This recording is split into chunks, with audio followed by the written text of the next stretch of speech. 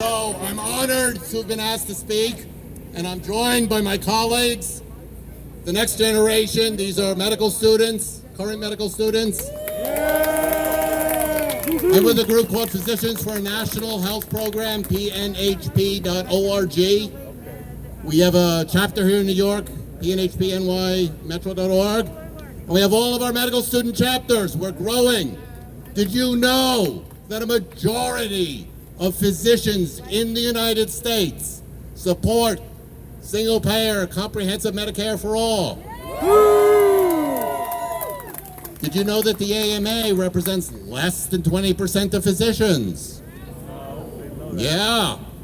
See, we're learning. This is an education. We're learning something today. So as physicians, we know that the corporate insurance companies, they're not private, they're corporate. The corporate insurance companies only make money by denying care, by delaying care. That's how they make money. Their business isn't healthcare. Health insurance companies' business is to create an investment pool for Wall Street. That's the opposite of what insurance is supposed to be. Insurance is supposed to be a pool to cover us all.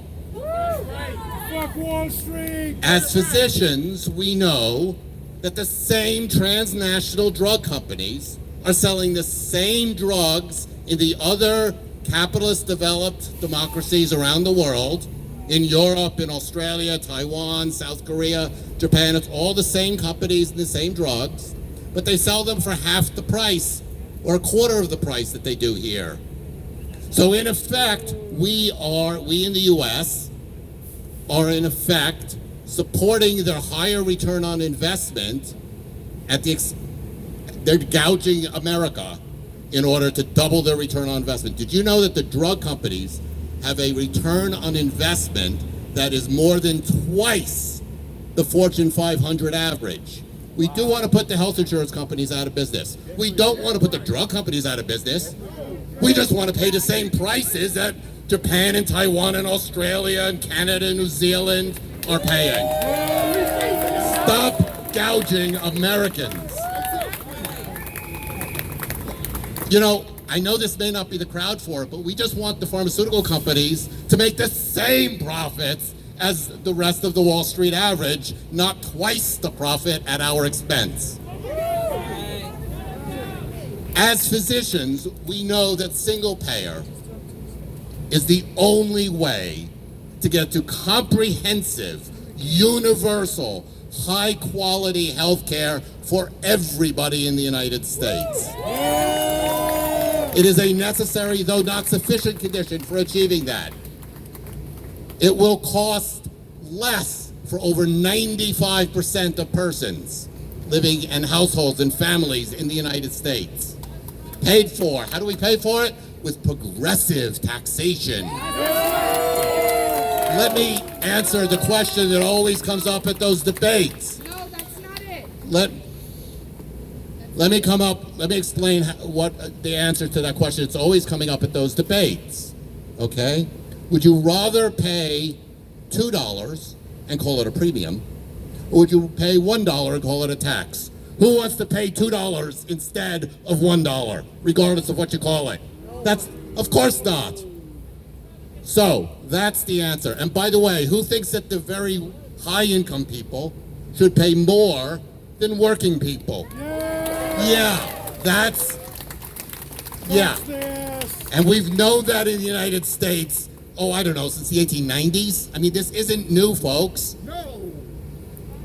So as physicians, we know that this is better for doctors.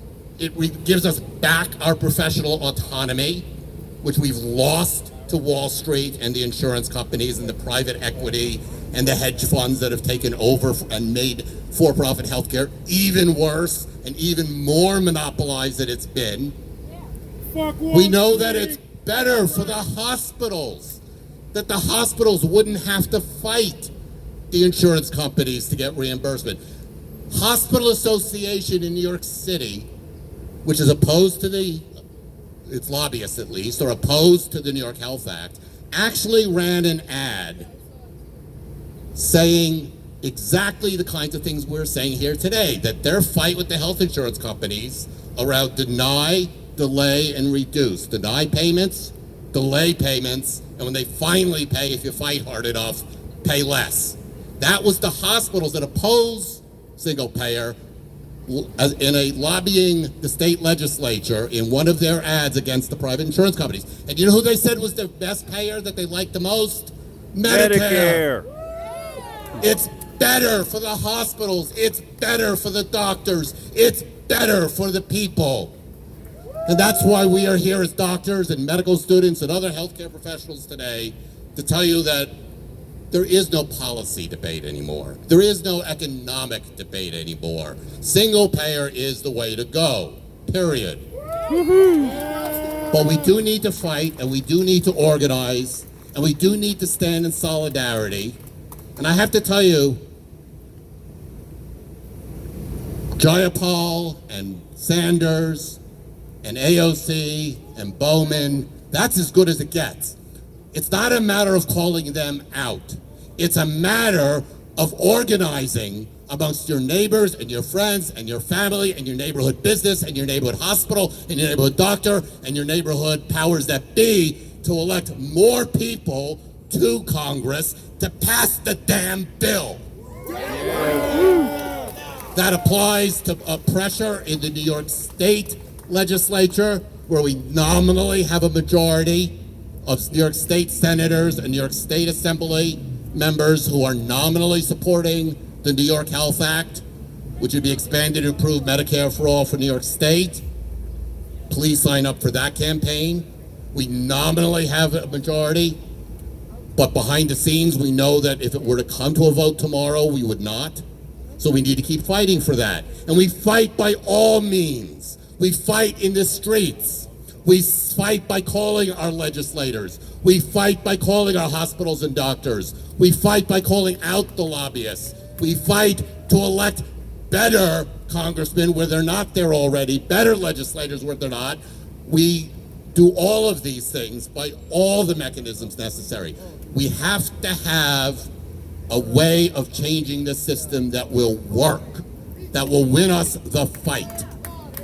So we don't do that by being divisive. We do that by working together. I am here in solidarity with you all for the same cause. Let's go out and fight for it by all our mechanisms, by all of our means, by all of our organizing. And let's make that small businessman and that big businessman more profitable by getting healthcare costs off of their table. It's good for the workers. It's good for businesses that are currently contributing. And it's good for doctors, and it's good for the poor, and it's good for immigrants regardless of their status. It's good for all of us.